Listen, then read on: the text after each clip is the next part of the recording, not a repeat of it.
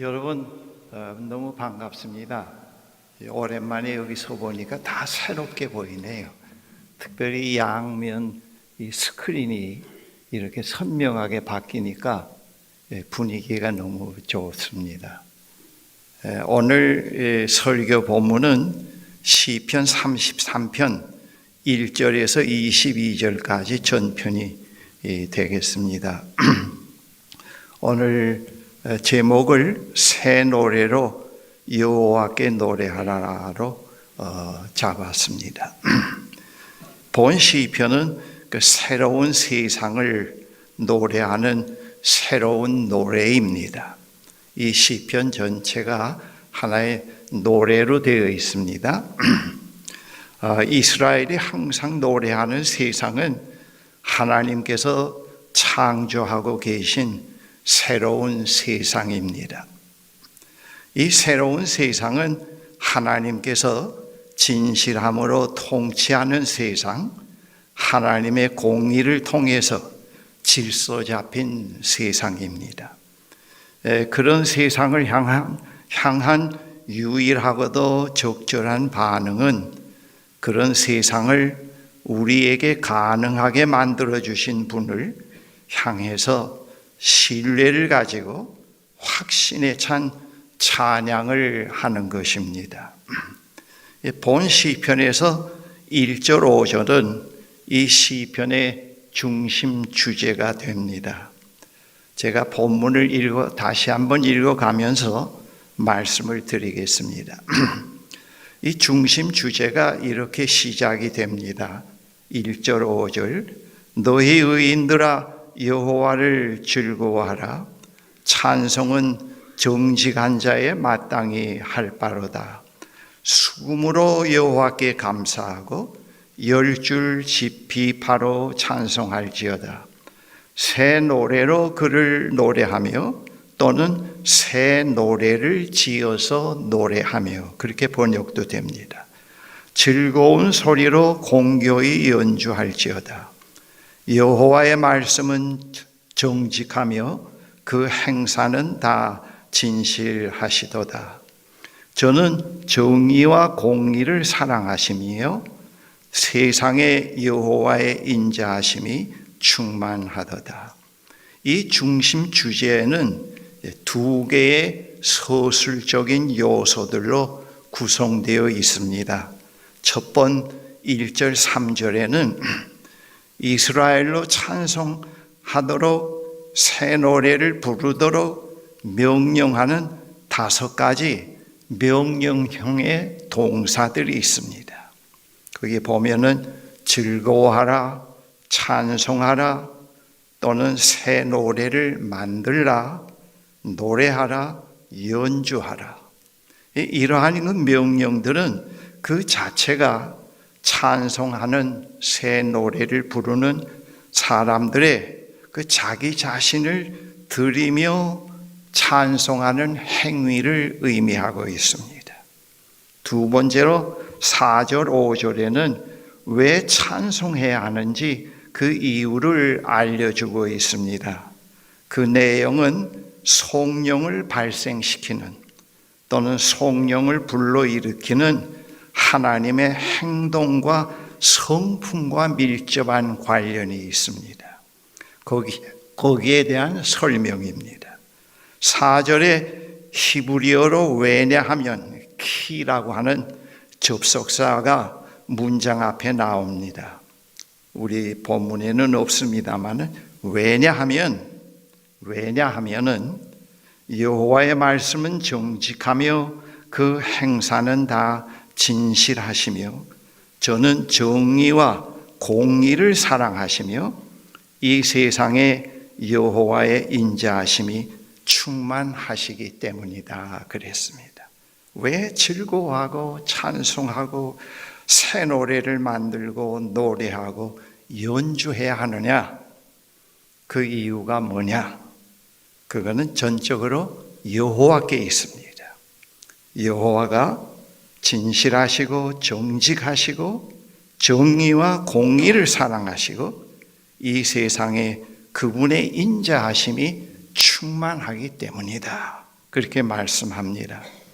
이 찬양하라고 부름받은 사람들은 본문에 의롭고 정직한 사람들, 즉 율법을 잘 지키고 질서정연한 세상에 속해 있는 사람들입니다. 찬양을 하는 사람들, 찬양을 받으시는 분은 서로가 일치됩니다. 성령의 근본 토대가 여호와의 정직함과 신실함을 통해 계속해서 꾸준히 증거들을 보여주는 그런 세상이 됩니다. 의롭고 정직한 사람들은 그러한 그 증거들을 계속 읽어가는 사람들입니다. 리딩해가는 사람들입니다. 그렇기 때문에 새 노래를 부를 수가 있습니다. 그 다음 연 6절 9절에서 정직하시며 진실하시며 자비로우신 여호와의 말씀에 의한 창조의 여러 모습들 중에 본문에서는 하나의 방식만이 소개되고 있습니다. 6절에 여호와의 말씀으로 하늘이 지음이 되었으며 그 만상이 그 입 기운으로 이루었도다. 저가 바닷물을 모아 무더기 같이 쌓으시며 깊은 물을 곳간에 두시는도다. 온 땅은 여호와를 두려워하며 세계의 모든 거민은 그를 경외할지어다. 저가 말씀하심에 이루었으며 명하심에 견고히 섰도다. 그 6절에 여호와의 말씀으로 하늘이 지음이 되었으며 그 만상이 그 입 기운으로 이루었다. 이러한 표현은 이 세상이 여호와의 말씀에 완전히 의존하고 있다는 것을 말해주고 있습니다. 하나님의 창조는 가장 경이롭고 장엄합니다. 7절에 물들을 곳간에 두신다고 하는 묘사는 이 세상에 대한 여호와의 다스림을 말해주고 있습니다. 이 세상은 보잘것없지만은 그에 반해 여호와는 얼마나 경이로우신 분이심을 여기서 말하고 있습니다. 그 다음 8절에 이러한 그 여호와의 장엄한 다스림에 대한 반응을 말해줍니다. 이러한 장엄한 여호와의 다스림에 대해서 그분을 두려워하며 경외해야 한다는 것을 말해주고 있습니다. 다음 그 10절, 17절에 이 예언에서 여호와의 장엄함과 권능이 그가 창조한 피조 세계에서 누구에게도 무엇에게도 구애받지 않고 아주 자유하는 가운데서 매우 다양하게 표현되고 또는 나타내고 있는 그런 모습을 여기서 우리가 읽어낼 수가 있습니다. 그 10절부터 여호와께서 열방의 도모를 폐하시며 민족들의 사상을 무욕해 하시도다. 여호와의 도모는 영영이 서고 그 심사는 대대에 이르리로다.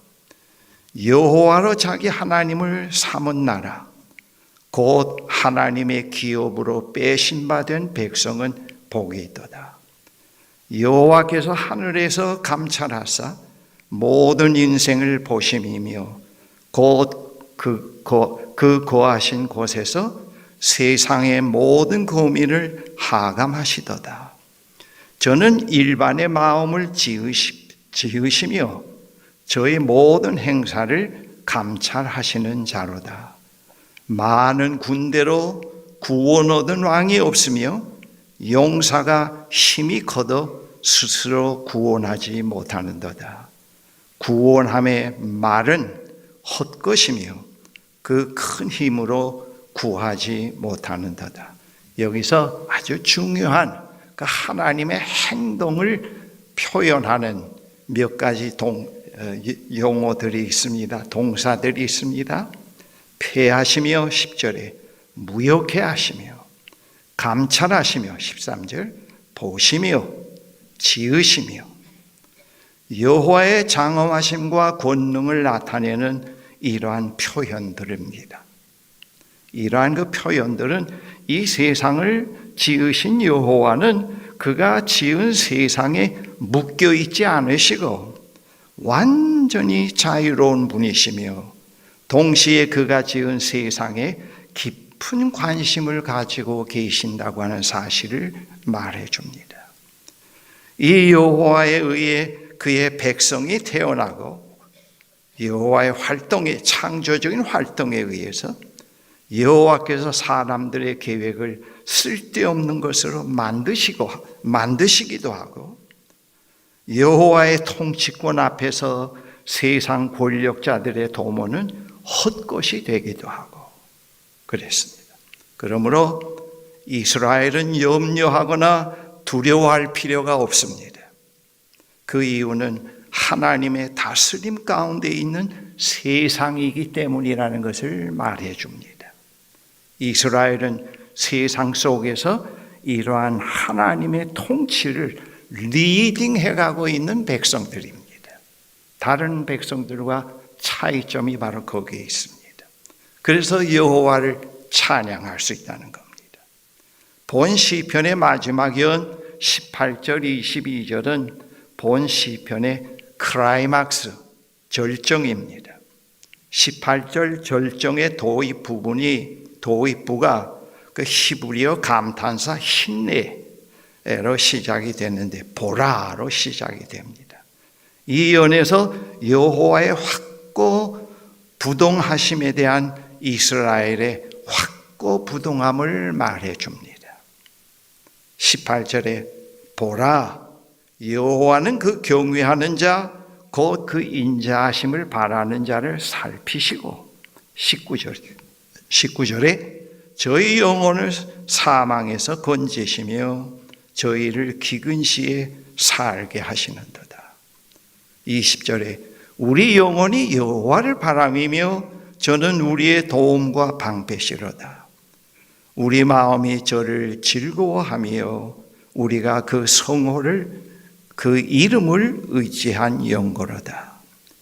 22절 여호와여 우리가 주께 바라는 대로 주의 인자하심을 우리에게 베푸소서.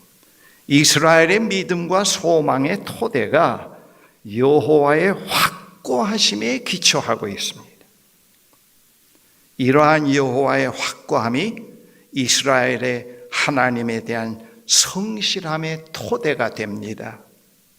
성실하심과 성실함의 조화를 이루고 있습니다. 특별히 19절, 21절에서 이스라엘의 소망의 내용이 어떤 것임을 말해줍니다. 19절에 이 세상 위험에서 건져내신다고 하는 것. 그 다음 20절에 모든 위험스러운 상황에서 보호해 주신다고 하는 질서에 대한 확신입니다. 그 다음 21절에 이스라엘이 여호와를 의지할 수 있는 것은 여호와의 거룩하신 그 이름을 알고 있기 때문이라는 것을 말해줍니다. 그러한 확신은 모든 위협으로부터 안정을 주고 모든 유혹에서 확신을 제공합니다. 이 시편에서 의인들과 정직한 사람들은 하나님의 창조를 읽어내는 사람들입니다. 그들은 이 세상의 질서 속에서 여호와의 성실하심을 식별해가는 사람들입니다. 그렇게 그들은 소망으로 가득한 삶을 살 수 있습니다. 창조를 읽을 수 없다는 것은 소망 없는 삶을 산다는 것이고 또한 그 이름을 의지할 수 없다는 것을 의미합니다. 하나님의 창조로 생겨난 하나님 창조의 파트너인 하나님 백성에게는 새 노래가 있습니다. 유대인이나 그리스도인이나 그 새 노래는 하나님이 창조하고 계신 새로운 세상입니다. 그런데 그 세상은 이 세상 속에 복잡하고 많은 문제가 있는 세상 속에 밭에 묻혀있는 보화나 모조품이 많이 있는 진주에서 진짜 하나가 있는 것처럼 그렇게 묻혀 있습니다. 그게 묻혀 있습니다. 그런데 새 노래를 부를 수 있는 사람은 거기에서 이 사실을 식별하고 읽어내는 사람들입니다. 하나님의 창조로 생겨난 하나님의 창조의 파트너인 하나님 백성에게 그래서 새 노래가 있습니다. 그 새 노래는 하나님이 창조하고 계신 새로운 세상입니다. 하나님의 창조의 파트너인 하나님의 백성은 하나님의 창조를 읽는 사람들입니다. 읽어가는 사람들입니다. 하나님의 창조를 읽을 수 있는 사람이 세상의 염려와 걱정으로부터 자유로울 수 있습니다. 그리고 새 노래로 여호와께 응답할 수 있습니다. 예수님께서도 이러한 사실을 우리에게 분명히 말씀합니다. 예수께서 이렇게 말씀하셨습니다. 산상수훈 마태복음 6장에 공중의 새를 보아라. 씨를 뿌리지도 않고 거두지도 않고 곡간에 모아들이지도 않으나 너희 하늘 아버지께서 그들을 먹이신다. 들의 백화과가 어떻게 자라는가 살펴보아라. 수고도 하지 않고 길쌈도 하지 않는다. 오늘 있다가 내일 아궁에 들어갈 들풀도 하나님께서 이와 같이 입히시거든 하물며 너희들을 입히시지 않겠느냐. 여러분이 자연의 세계에서 하나님의 창조를 읽어내는 예수님의 그 신비스러움, 예수님의 그 놀라우심을 우리가 마음속에 깊이 간직할 수가 있어야 되겠죠. 늘 내일에 대한 염려에서 해방되게 해 주십시오 하는 것으로 해방되려고 노력하기보다도 우리가 창조의 세계에서 꽃 한 송이에서 창조의 손길을 읽어낼 수 있고 공중에 나는 새에게서도 하나님의 창조를 읽어낼 수 있다고 하면 보다 우리는 염려와 걱정이 많은 세상에서 자유할 수 있고 보다 희망과 기쁨 속에서 살아갈 수가 있습니다. 그 예수님의 비유 마태복음 13장에 두 가지 비유가 있죠. 밭에 숨겨진 보화, 좋은 진주를 구하는 상인의 그 비유는 온갖 문제들이 있는 세상, 그 세상입니다. 그 밭이라고 하는 건 온갖 잡동사니가 있는 것을 의미하지요. 모조품, 거짓과 불의가 가득한 세상 모조품, 거기에 진짜 진주가 있습니다. 그 그러한 세상을 거기서 하나님의 창조를 읽어낸다는 것은 상당히 불가능합니다. 늘 회의, 염려, 걱정의 장애물들에게 넘어져서 제압당해서 살아갈 수밖에 없지요. 그런데 하나님에 대한 깊은 신뢰를 가지고 사는 하나님의 창조의 파트너인 하나님의 백성들은 거기에서 하나님의 창조를 읽어냅니다. 그 하나님의 창조를 읽어낸다는 것이 진짜 진주 하나 밭에 묻혀있는 보화 그 사실을 말합니다. 그 정말 진주예요. 그 정말 보화다. 예수 믿으면서 20년, 30년 되어 가면서 이런 안목만 길러 갈 수 있다면은, 이런 안경만 끼고 살아갈 수 있다고 하면은 참 그 행복하지요. 그렇다고 세상을 몰라라 하고 세상을 팽개치는 건 아니지요. 창조의 파트너이기 때문에 염려 편에서 세상을 보지 않고 하나님의 능력과 참되심과 거룩함 속에서 세상을 볼 수 있는 완전히 다른 편에서 살아갈 수 있는 하나님의 백성이 될 수가 있음을 성서에서 말해줍니다. 이건 참 놀라운 복음이라고 말씀드릴 수가 있겠지요. 이러한 보화를 가지고 있는 사람은 어떤 역경, 고난, 질병, 재난, 전쟁, 가난, 실패 가운데서도 감사할 수 있고 기뻐할 수 있고 자유할 수 있고 안정과 평안을 유지해 갈 수가 있습니다. 이러한 보화를 가진 사람들은 언제나 회의에서 신뢰로 삶의 방향을 바로잡아가게 됩니다. 이러한 것들이 새 노래의 내용이 됩니다. 가사가 됩니다. 제가 모세걸 20주년 홈커밍 데이를 마치고 바로 그 다음 주간에 작년에 약속한 것 한 내용이기 때문에 일이기 때문에 그 다음 주간 이탈리아 밀라노에 있는 한마음교회 주일 설교 사역을 위해서 3개월간 아내와 함께 가 있었습니다. 귀국 전에 그 전 주간에 그 목사님이 안식월을 갖고 있다가 돌아오셔서 3박 4일 일정으로 이탈리아 북부 알프스 지방에 위치하고 있는 돌로미티에 다녀왔습니다. 밀라노에서 승용차로 4시간 정도 걸립니다. 그곳은 오스트리아와 접해 있는 알프스입니다. 돌로미티는 이탈리아 영에 속한 알프스입니다. 그 안내하는 분의 이야기를 들어보면 그걸 점령하기 위해서 자기 것으로 만들기 위해서 오스트리아와 이탈리아가 상당히 오랫동안 갈등과 분쟁으로 가운데 있다가 드디어 이탈리아 것이 됐다고 합니다.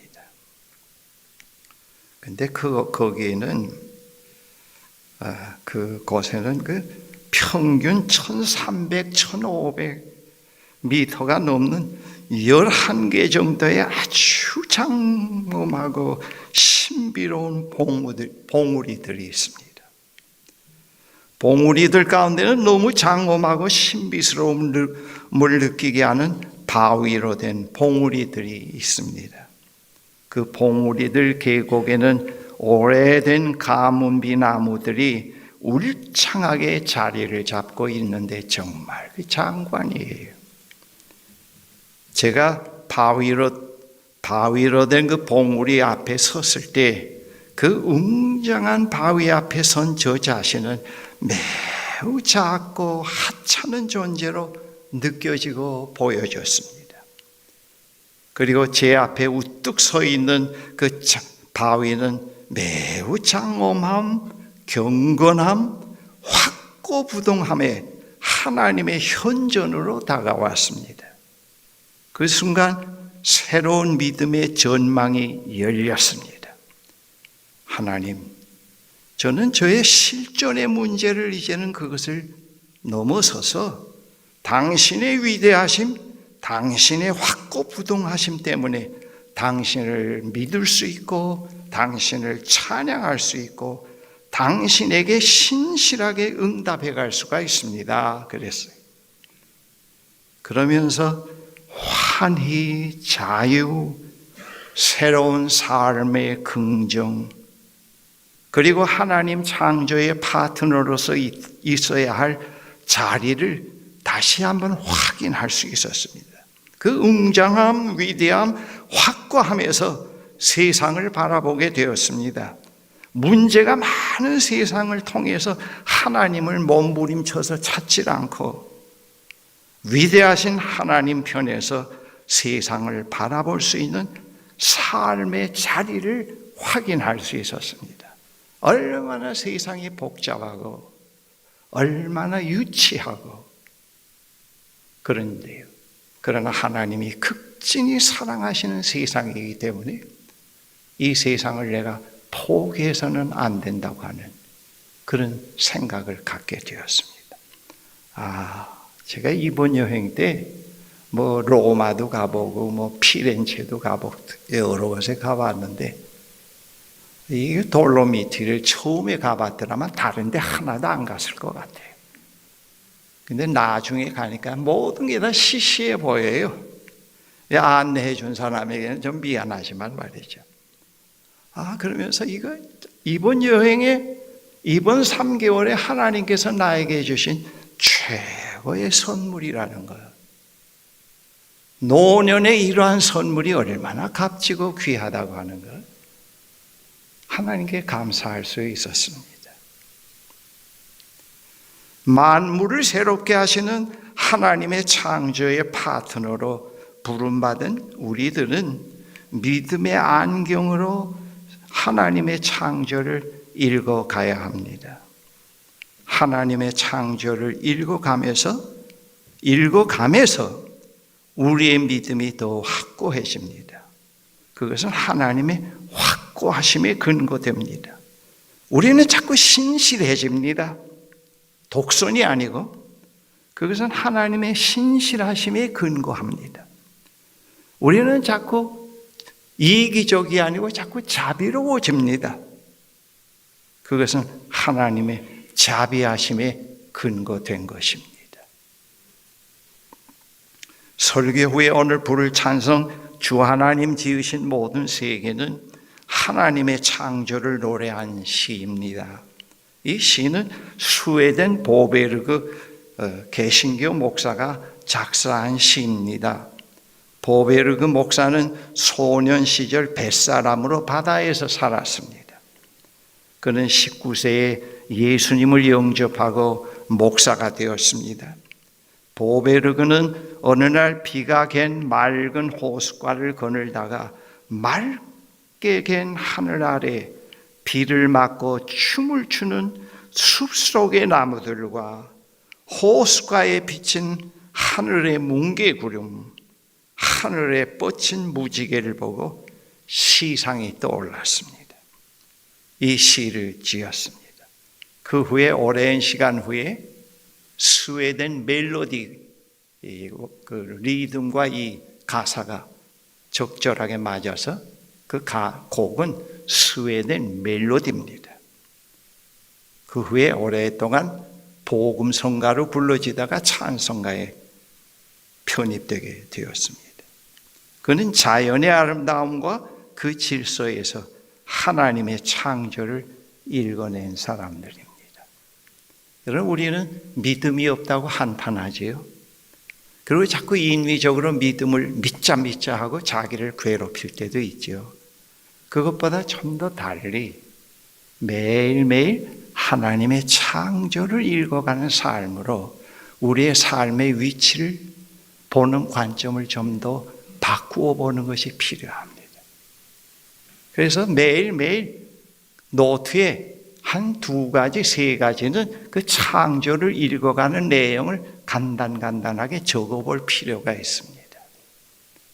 아침에 제가 노년을 맞이해서 일어나서도 하나님, 오늘 이 지구라고 하는 행성에 저를 보내주시고 오늘까지 저를 살도록 인도해 주신 하나님, 오늘도 햇빛과 공기와 마실 물을 주시고 몸담고 즐겁게 살 수 있는 자연을 주시고 그리고 오늘도 함께 살 수 있는 이웃들을 주시고 그리고 여러 손길을 통해서 일용할 양식을 주신 하나님, 그 기도 가운데서 부족한 게 하나도 없어요.